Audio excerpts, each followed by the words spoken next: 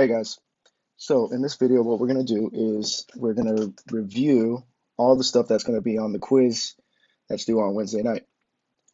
So we're going to look at 6 major topics here. The first one is going to be calculating the electric current. The second one is going to be Ohm's law. The third one is going to be electric power.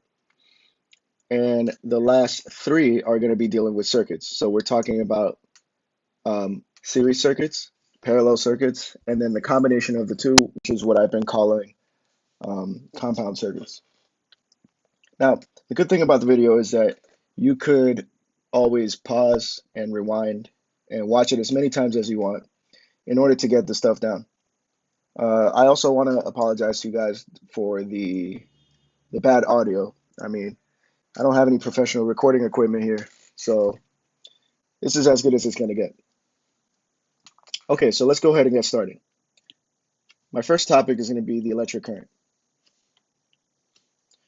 Now, with electric current, the way that we define it is the charge over time. So basically, you got to think of it as the flow of charge over some period of time. Let's look at a quick example.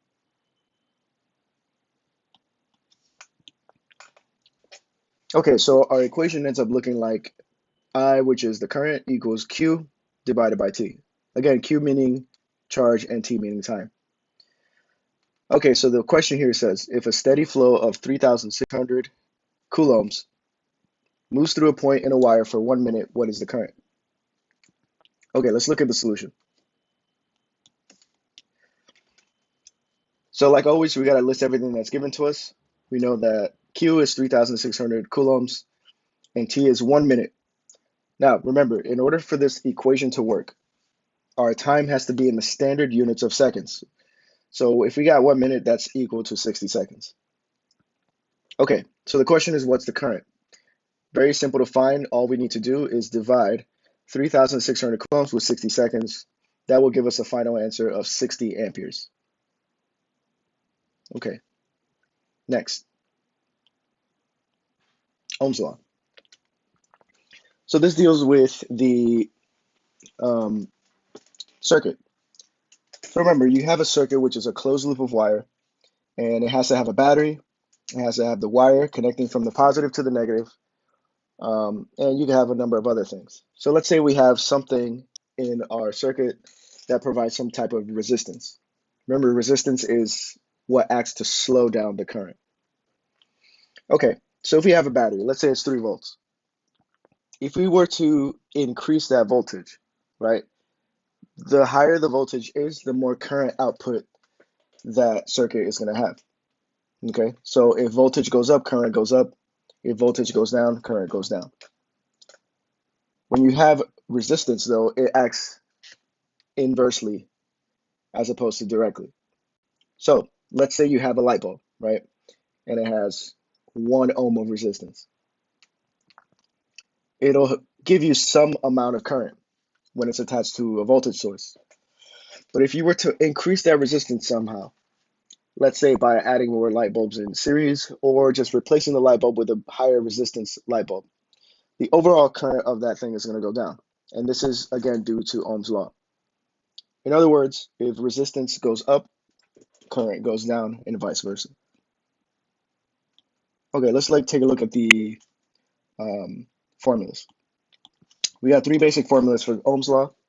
The first one is current equals voltage divided by resistance.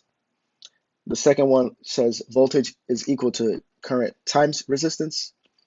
And the last one says resistance is equal to voltage divided by current.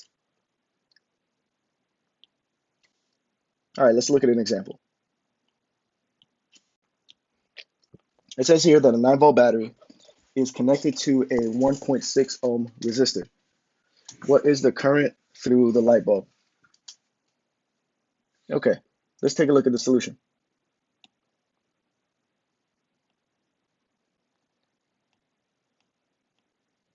Okay, here we go.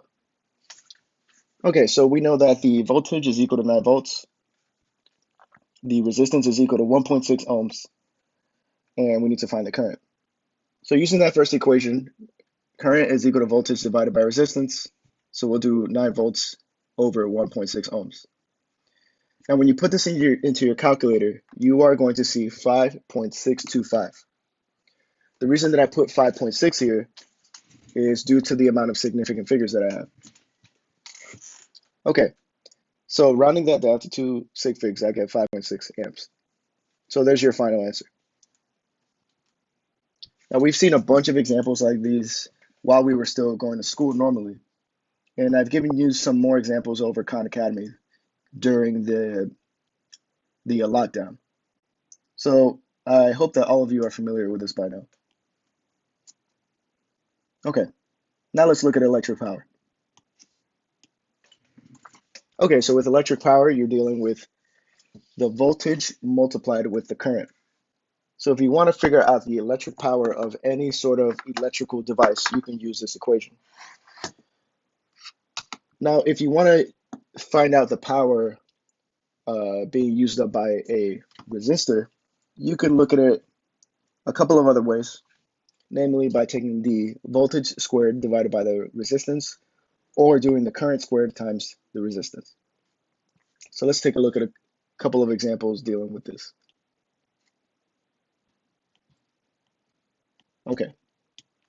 It says here we have an electric oven producing 3,300 watts of heat when plugged into a 240 volt outlet. How much current is the oven using? Okay, so let's go ahead and use that first equation to solve that question.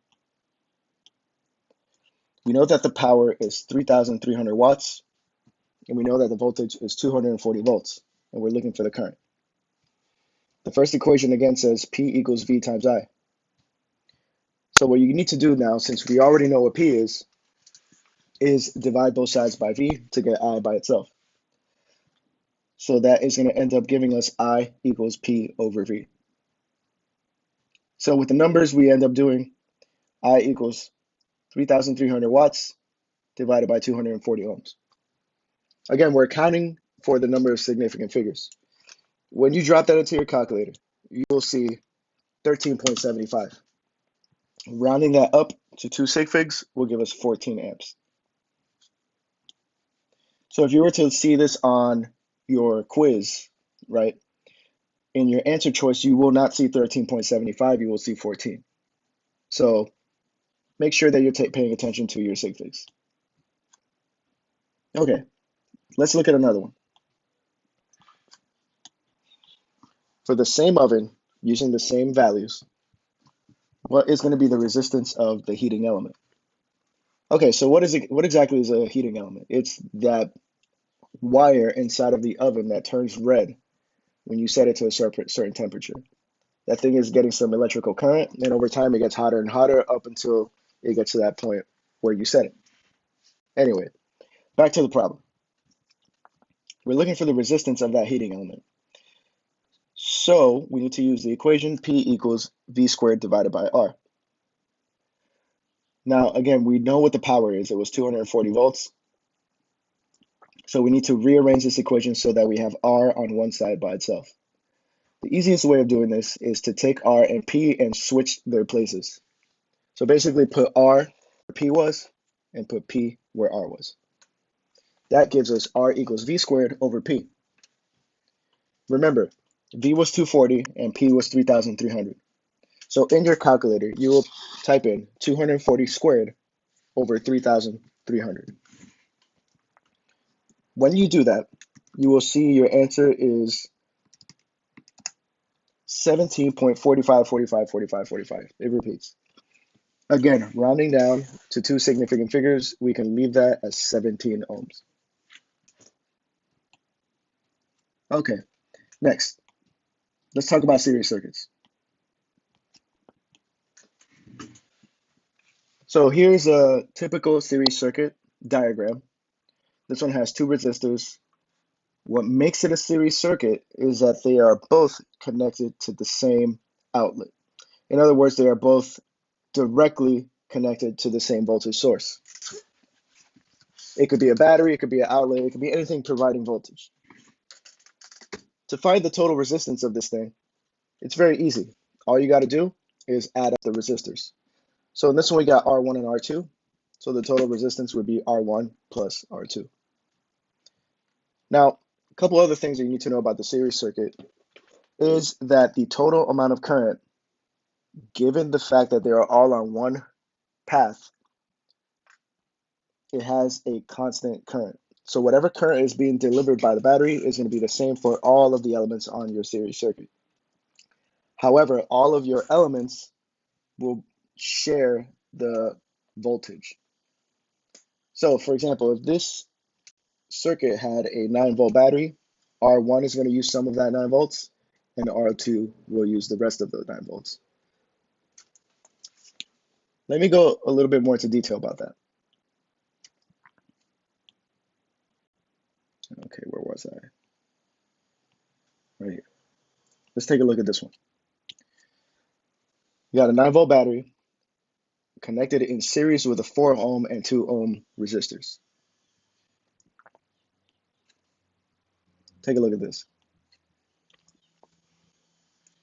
Your battery is 9 volts.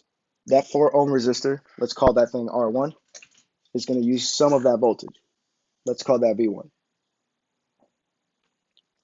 Your second resistor, the 2 ohm, let's call that R2, will use the rest of that voltage, which I will call V2. So what I'm trying to tell you guys is that V1 plus V2 must be exactly equal to 9 volts. This is simply a case of the law of conservation of energy. 9 volts is something that you could think of as like the available energy. It cannot use any more or any less.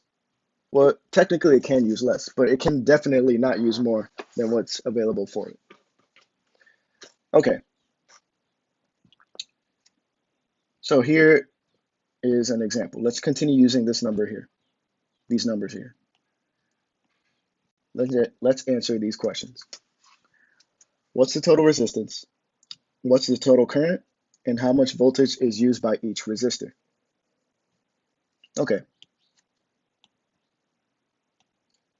First part, the resistance. Actually, I have all 3 parts on this layer here, so we could just talk about it quickly. The first part is what's the total resistance? Since my 4 ohm and 2 ohm resistors are in series, I can simply add them up. So 4 plus 2 gives us 6 ohms.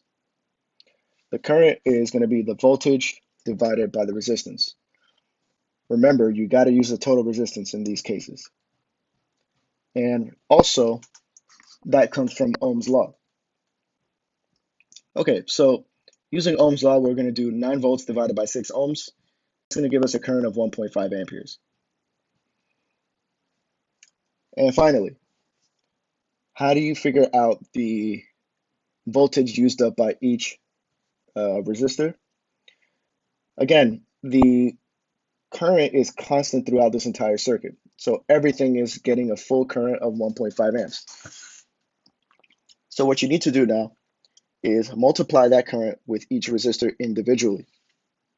Okay, so my first voltage will be 1.5 amps times 4 ohms, which gives me 6 volts. And my second voltage will be 1.5 amps times 2 ohms, which gives me 3 volts. 6 volts and 3 volts. Remember what I said earlier. Let's go back here.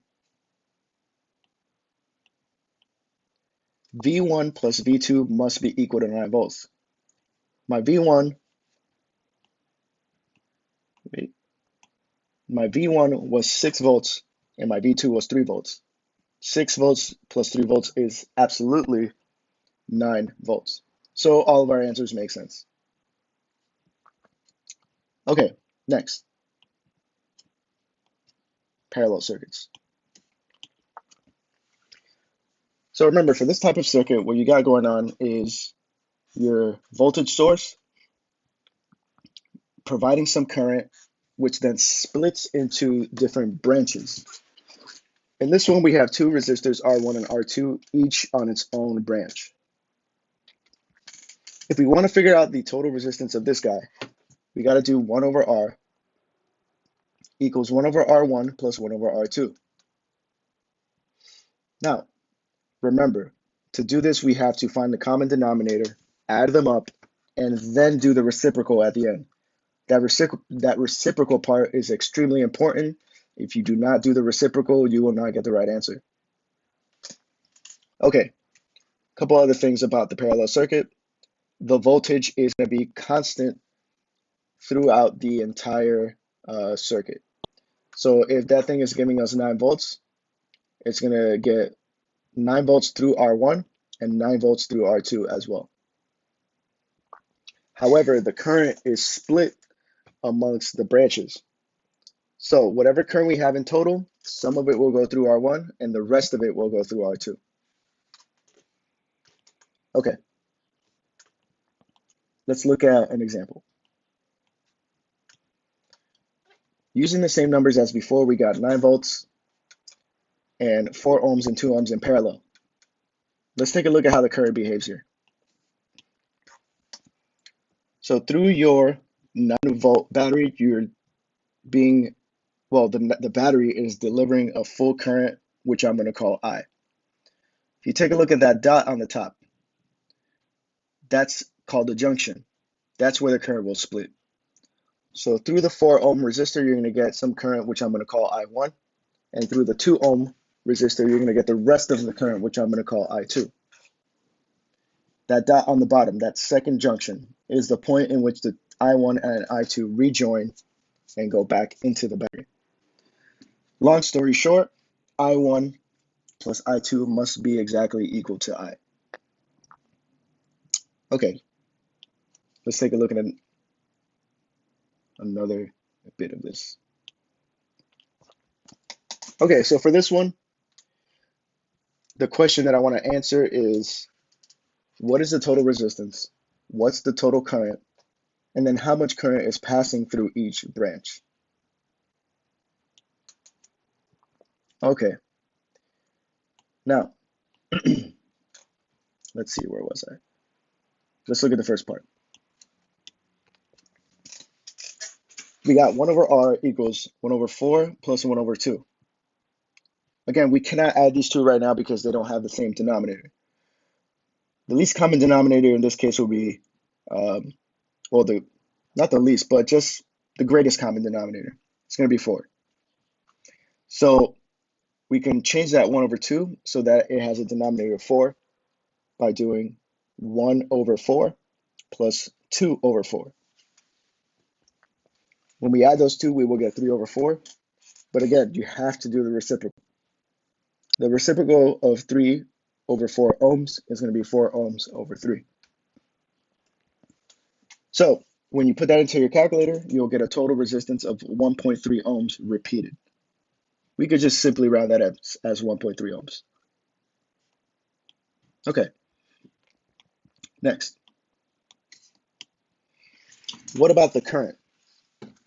Okay, so when I'm doing this type of problem, what I really like to do and what I want you guys to make a habit of is to use the exact answer. The exact answer was not 1.3, but rather 4 ohms over 3. Remember, using Ohm's law, the current is voltage over resistance. So what I ended up doing here was 9 volts over 4 ohms over 3. So basically what we got here is a fraction divided by a fraction. Okay. Now this looks a little crazy, but it's not that bad. What you got to do is take the denominator all the way at the bottom, which in this case was 3, and move it to the top, so that you end up with 9 volts times 3 divided by 4. Okay, that gives us 9 times 3, 27, divided by 4 is equal to 6.8. So our answer here will be 6.8 amps. All right, last bit. Now remember that answer, 6.8. How much current is passing through each branch? Okay, to do this, what we're going to end up doing here is using Ohm's law and remembering that each branch gets the same voltage coming out of the battery. Apply that to each branch. So for the first branch, we're going to do 9 volts divided by 4 ohms, which is going to give me 2.3 amps. And then the second branch, I'll do 9 volts divided by 2 ohms, which is going to give me 4.5 amps. Now, look at those two answers. You got 2.3 amps and 4.5 amps. Our previous answer was 6.8 amps. And I told you guys earlier, if I go back here, no, not that one, excuse me, this one right here. I must be exactly equal to I1 plus I2. Our I was 6.8, our I1 was 2.3, and our I2 was 4.5. So if you were to add up 2.3 and 4.5, you will get exactly 6.8 amps. And there you have it. Those are your three answers.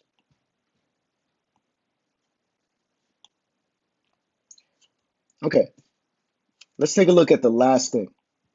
And I want you guys to pay special attention to this because it's critical. Okay, where was I? So the compound circuit. If you have not been paying attention to anything in this video, you probably already know how to do this stuff, but I really want everyone to really pay attention to how to do this one because it's the hardest type of problem we have seen. Also, I modeled this example just like number 10 on the quiz, so this should be able to help you out a lot if you're stuck on that problem. So remember, a compound circuit is a type of circuit that has elements that are both in parallel and in series. The question that I want to answer here is, what is the total resistance and total current for this type of circuit? How much voltage is used by each resistor? And what are the currents going through each branch? Okay, let's take a look. All right, so I'm going to have for this one a 9-volt battery and 4 resistors. R1 is going to be 1 ohm, R2 is going to be 4 ohms, R3 is going to be 2 ohms, and R4 is going to be 3 ohms. Now, here's one thing that I want you guys to notice. Even though we have 4 resistors, we only have 2 branches. So some of these parts are in series, some of it are in parallel, but we only have 2 branches, so our current will only split 2 ways. All right, let's answer that first part now. What is the total resistance? Now, first what I want you guys to do is take a look at R2 and R3. Those two guys are in series with each other. Remember that R2 is 4 ohms and R3 is 2 ohms. Since they're in series, we could just simply add them up to give us a total resistance of 6. Now, those 6 ohms are in parallel with R1. So we're going to do 1 over 1 ohms plus 1 over 6 ohms. We're going to change that 1 over 1 into 6 over 6 so that we can add them up. That gives us 7 over 6 ohms. And remember, super important, the reciprocal, which will be 6 ohms over 7. That means that the combined resistance of R1, R2, and R3 is going to be 6 ohms over 7. But we still have R4 to deal with. Now, if you take a look at R4, it's directly connected to the battery, meaning that it's in series.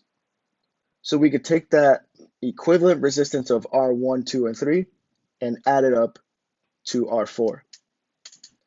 That is going to look like R equals 6 ohms over 7 plus 3 ohms. I will put a common denominator over this by multiplying 3 ohms with 7 over 7.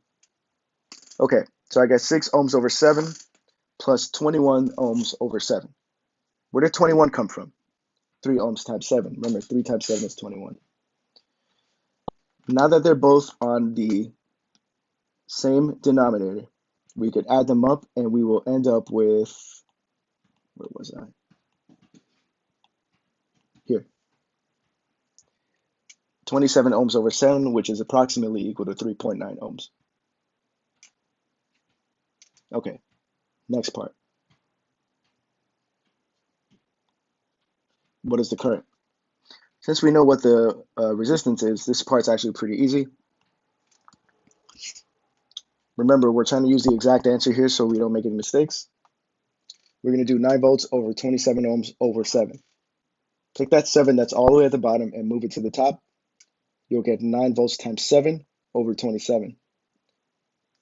Okay, so the 9 times 7 was 63. 63 divided by 27 gives you 2.3 repeated.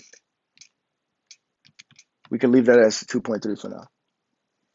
Keep that answer in mind. Next.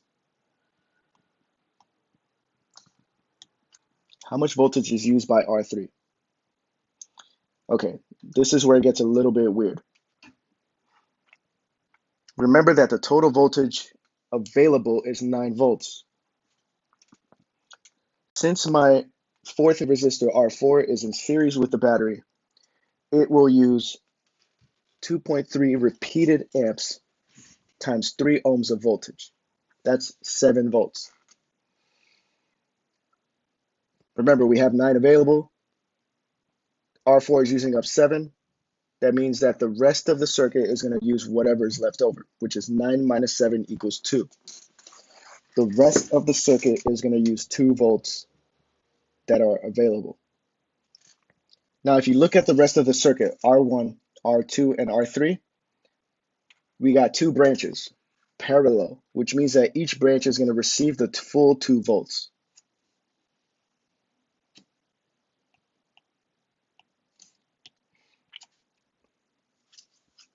Okay, so just like I just said right now, it says here, since the other branches are parallel, they will each get 2 volts to use. Okay, so R2 and R3 are series with each other, so they're going to have to take those 2 volts and split it even further. However, we don't know what I is right now. In other words, we don't know what the I going through that branch is at the moment.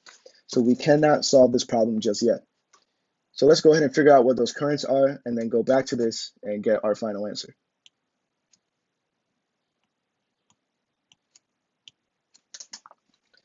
Okay, it says here, how much current through each branch? All right, so for my first resistor R1, remember it gets 2 volts of voltage divided by the resistance 1 ohm gives us 2 amps. Okay, for the other branch, the one going through R2 and R3, remember their total resistance was 6, so we're going to do 2 volts divided by 6 equal to 0.3 amps repeated. Excuse me. So my first branch is going to get 2 amps of current, and my second branch is going to get 0.3 amps of current.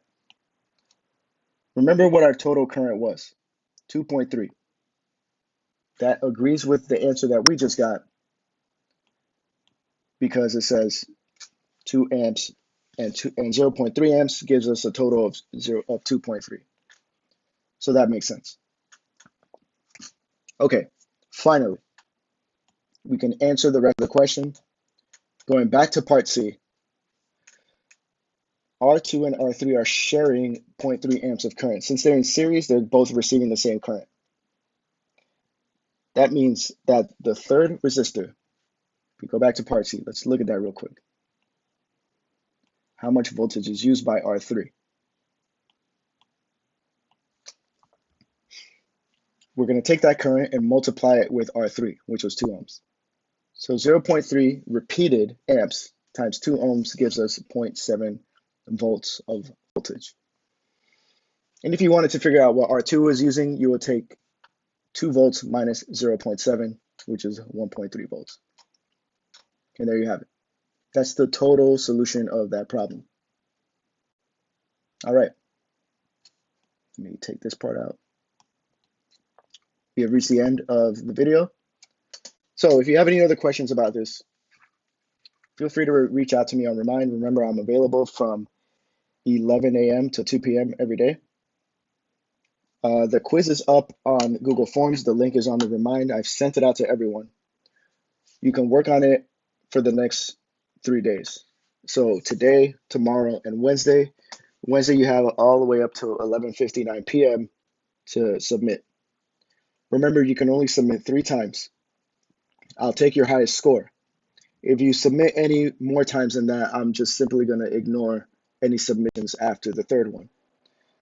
So please take your time, watch this video, ask me any questions that you want to ask me, and good luck.